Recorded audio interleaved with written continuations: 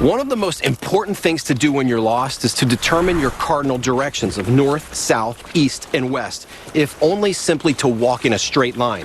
Now, Dewey knew that the ocean was to his east. The only problem is that Dewey's lost and he doesn't know where east is.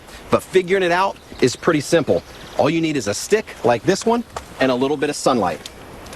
This is called the shadow stick method, and it starts by driving this 3-foot straight stick into the ground, like this right here.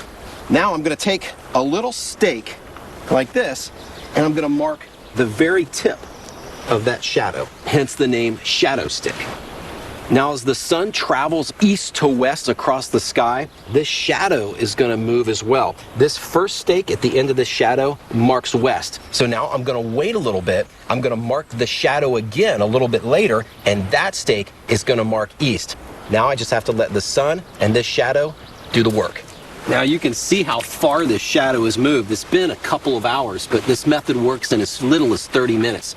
I'm going to take this stake and I'm going to put it right at the end of our new shadow. And now I'm going to take this out of the ground and connect these two stakes with it. This line right here represents our east-west line. West being our first stake and east being in that direction right there. If Dewey would have known how to find east that first morning, it could have saved him a huge ordeal. And this is all Mike needed to start a fire, a shoelace. It's a primitive fire start called the bow drill. It's where we spin one stick against another to create a hot smoldering ember that we blow into flame. To start the bow drill, we have to first find a stick that's got a natural arc, like this one. The stick should be strong and sturdy, not flexible like a shooting bow. Now tie the shoestring to each end and leave it a little bit loose. So here's our bow. The next two pieces of the kit are called the spindle and the hearth board, and these are the two pieces that spin against each other to make the ember that you blow into flame. Now, the spindle's got to be round, and it needs to be right around the diameter of your thumb. One end needs to be pointed like a pencil, and the other end needs to be rounded, kind of like a hot dog. Now for our hearth board, it's already flat on bottom. We just need to flatten it out on the top a little bit. We want our hearth board to be about a ½ inch thick or so. There we go, perfect. On top of the hearth board, we carve a divot for the rounded end of the spindle. Next, we need a dense piece of wood called a bearing block to put pressure on the spindle. We always want our spindle on the outside of the bowstring, like that right there. We're going to put the bottom of our spindle into the divot that we carved. We're going to put a little bit of pressure on top with our bearing block. I'm going to pinch my wrist. This is the critical part of bow drill, pinching your wrist up against your shin. And now initially here, I'm not going for ember. I'm just going to spin this spindle and seat it in really good. You can see how I'm starting to get a little bit of char and already a little bit of smoke. Now comes a crucial step. Carve a pie-shaped notch in the hearthboard divot so the friction dust will fall into it. Then place a piece of dry bark underneath for the ember to ignite on. Now it's time to actually go for an ember. And I'm just going to start slowly rotating the spindle. Not fast at first, just enough to kind of get it going, get me a rhythm. Once it starts smoking and generating some of that dust, I'm going to speed it up just a little bit.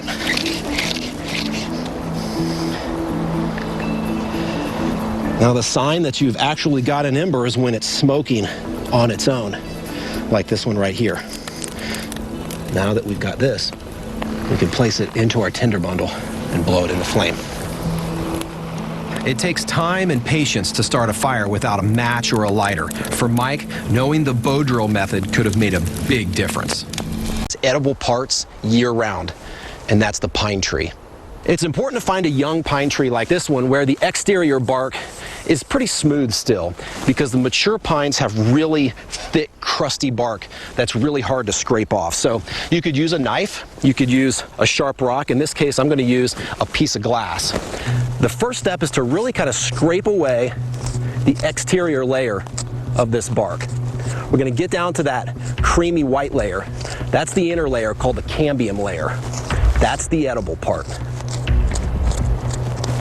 Once you have all this exterior layer scraped off, you're ready to cut into this inner cambium layer. I'm just going to make a slice right across the top here, right across the bottom, and down each side. Now, inner pine bark is packed full of all kinds of goodness: calories, carbohydrates, vitamins, minerals, phytochemicals, polyphenols, everything which is really beneficial to somebody who needs to eat. You can just peel these strips of inner bark off in sections, like this right here. This inner bark layer can be eaten in all kinds of ways. It can be eaten raw. You can boil it in soups and stews. You can hold it over the fire like a hot dog. You can even dry it out and grind it in the flour to make bread. Even in an environment where there is seemingly no food available, the pine tree provides a meal if you just know where to look. Rocks, branches, even floor mats, nothing works. If you're completely stuck in the mud like this, there is a way to get out. It's a trick I learned from my grandpa when he buried his tractor in a wet field. I call it Grandpa's mud rig. And all you need is a piece of rope and a really strong 2-foot stick. What this tire needs is more tread, and that's where this stick comes in. I'm gonna tie this stick onto the top of this tire to act as a big chunky piece of tread. Now, the Kleins may not have had rope, so I'm gonna use seatbelt material to do that. My first step is to thread this seatbelt material through this rim. All right, perfect. Gonna put my stick in, and I'm gonna loop it on the other side of the tire, just like this right here.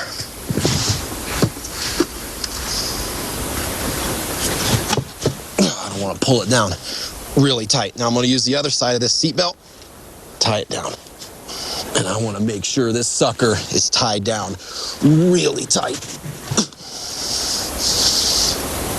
Man. So now it's time just to give it a go and see if it works.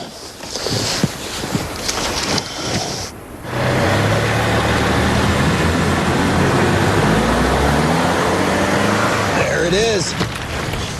Grandpa's mud rig can prevent a small problem from turning into a major disaster.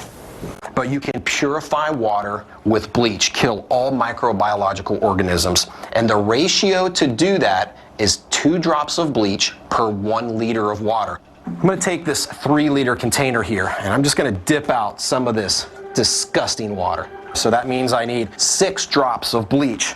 To control the drops, pour a little bleach into the bottle cap, then soak it up with a piece of paper towel or a coffee filter. And that's gonna act as a little wick, a dropper. 2, 3, 4, 5, 6 drops for 3 liters. Once this is sat 30 minutes, you're good to go, and this water is safe to drink.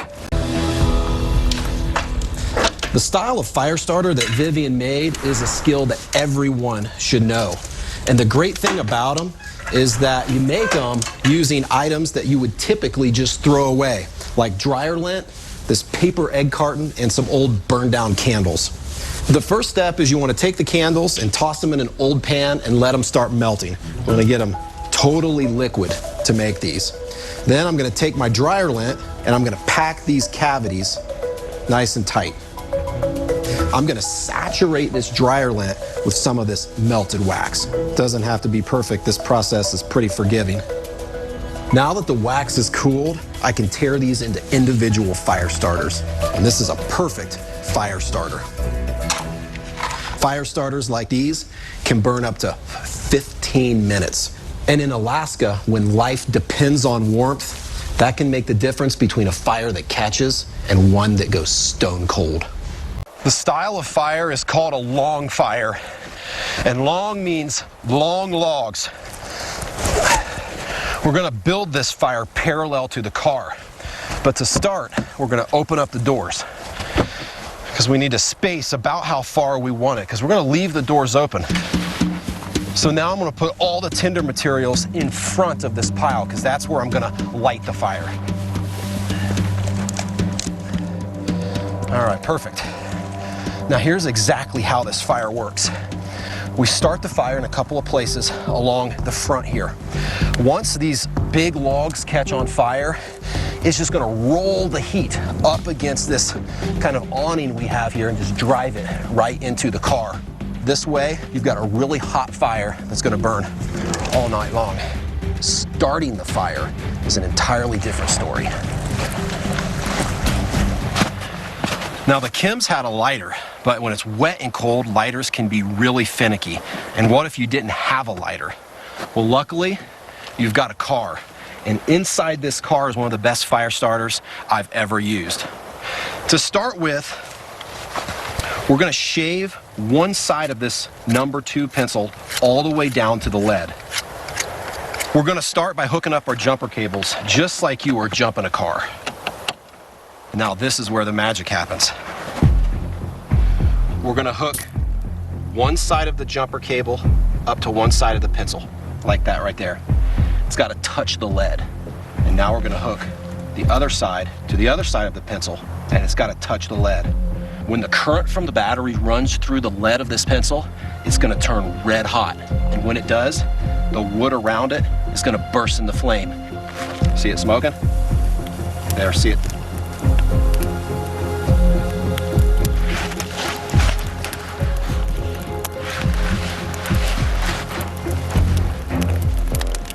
Once this gets going, we've got a fire that'll last all night long and big enough to keep an entire family warm. All right. There is a way to get it back on all 4 wheels using just the power of your own strength. This is a method called the 2-pole flip winch, and you are not going to believe how powerful it is using just a tow rope and 2 really strong poles that are about 8 to 10 feet long and 4 inches in diameter. Now that I've got this tow rope attached to the Jeep, it's time to build the gearbox of this winch. And that starts by forming this line into an S shape. Now I'm going to place in my first pole, and this is the winch pole. It's going to go across the bottom loop of this S and underneath of the top leg. And now I'm going to place in my second pole. And that one's going to go over here. This is my lever pole. This is what I'm going to use to turn the winch. Before I tie it to my anchor point, the tree, I've got to pull this line right here over to the other side of my lever pole. This is really important and actually a key piece to this whole system. Both of these lines, the one that goes to the Jeep and the one that goes to the anchor point, have to be on the same side. You want to make sure your anchor point is really strong, so I'm going to use this tree. And I'm just going to tie it off with a timber hitch. All right, now that it's all set up, this is the last step. I'm going to put on 2 loops on each side so that I can hold my lever pole in place when I put this thing under a crazy amount of tension. Now it's time to put this winch to work, and it all starts with this lever pole.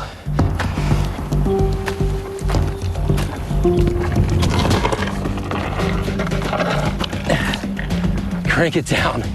This is where these loops come into play. There's a lot of tension on this winch already. And here's where the word flip comes into play. I'm gonna take, and I'm gonna flip my winch over. Every time I push the lever pole, it wraps the strap around the winch pole 1 rotation and pulls the Jeep about 12 inches closer. This 2-pole flip winch is the perfect example of, in a survival scenario, how your brain can be more powerful than your body. If at all possible, you want to boil water. And if you don't have a metal canteen like this one, believe it or not, you can boil water in any trash plastic bottle. I've made a tripod here out of common plants found in the Big Bend area. The flower stalks from Sotal and yucca leaves. All I'm gonna do is I'm gonna fill my plastic water bottle with water that I've just taken from a stream. And then I'm gonna tie this on with my yucca leaves, like this.